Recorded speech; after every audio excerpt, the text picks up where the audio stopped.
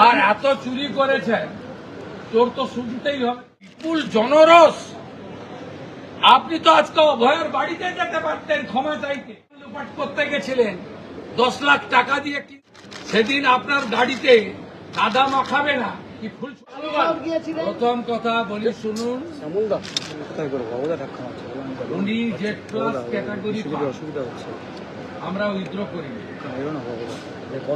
Director of security senior officer এখানে আছেন, আমার সিকিউরিটির জন্যই আছেন।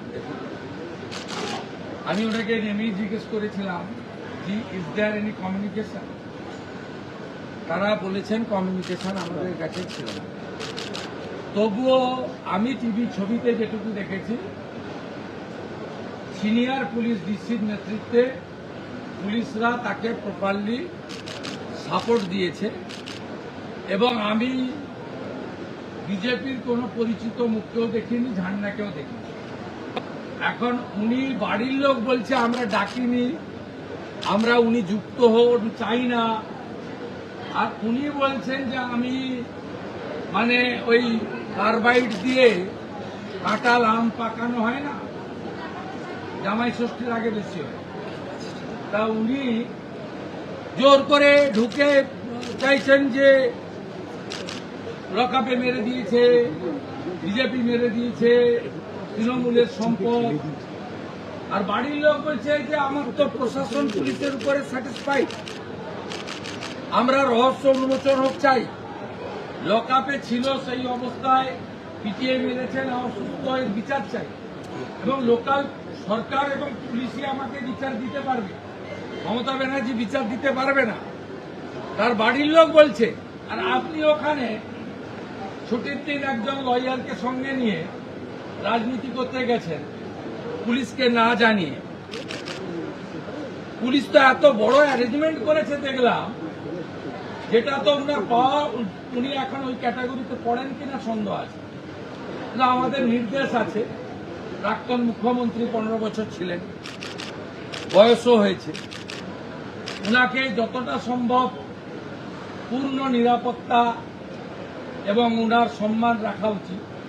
সে কাজ পুলিশ করেছে, পুলিশ কিছু খারাপ কিছু করেনি। তো ওনাকে বলবো, আপনাকে ওই বাড়ির লোক দরজা বন্ধ করে দিচ্ছে, আপনি বলছেন যে না আমি দরজা ভেঙে ঢুকবো, এই কাজগুলো করবেন। আপনার কাছ থেকে যদি কেউ সাহায্য চায়, আপনার যদি কেউ হস্তক্ষেপ চায়, আপনি নিশ্চয়ই করুন। কিন্তু আপনি অহেতুক, এখন উন্নয়নের সময়, এই সময় আপনি দয়া করে কোনো জায়গায় গিয়ে এমন কিছু করবেন না যাতে স্বাভাবিক জনজীবন বিপর্যস্ত হয়। আর এত চুরি করেছেন, তোর তো শুনতেই হবে। এরপর থেকে কানে এই আপনার হেলিকপ্টারে চড়লে লাগিয়ে দেয়, ওইগুলো ব্যবহার করুন আপনি, তাহলে চোর শুনতে পারবেন না।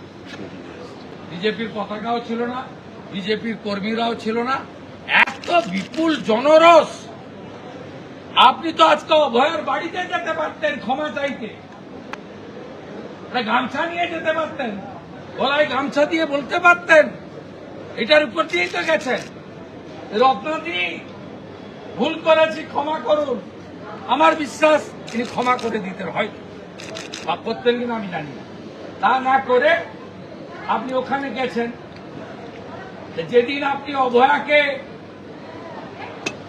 একটা স্টেট হসপিটালের ভিতরে মেরেছিলেন, প্রমাণ লুটপাট করতে গেছিলেন, 10 লাখ টাকা দিয়ে কিনতে গেছিলেন, সেদিন আপনার গাড়িতে কাদা মাখাবে না কি ফুল ছুড়বে?